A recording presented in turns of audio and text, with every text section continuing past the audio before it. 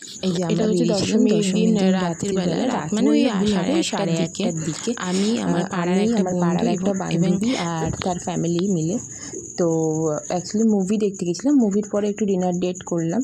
তো ওই যে বিনোদিনী হলের সামনে চলে এসেছিলাম।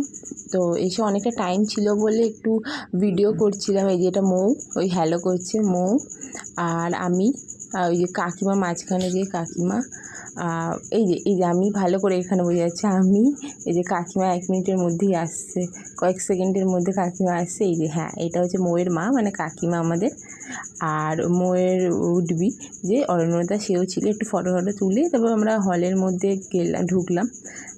অনেকেই বলছে যে হল পুরো ফাঁকা, এই সেই, একদমই না, হল ফুল বুক ছিল ফার্স্ট অফ অল। সেকেন্ড হচ্ছে মুভি যথেষ্ট ভালো, সবাই সিটি মারছে, মানে স্টার্ট হওয়ার সাথে সাথে সব সিটি মারছে, হাততালি দিচ্ছে, খুবই ভালো। দেব একটু অন্যরকম ট্রাই করেছে, বাংলা সিনেমাটাকে একটু অন্যরকমভাবে আমাদের সামনে তুলে ধরার চেষ্টা করেছিল। যাই হোক, তো সেলফি তোলার পরে চাউমিনে এসেছিলাম খেতে, অনেকটা রাত হয়ে গেছিলো।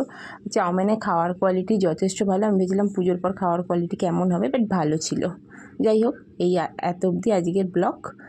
তো কেমন লাগলো প্লিজ সবাই জানিও। টাটা।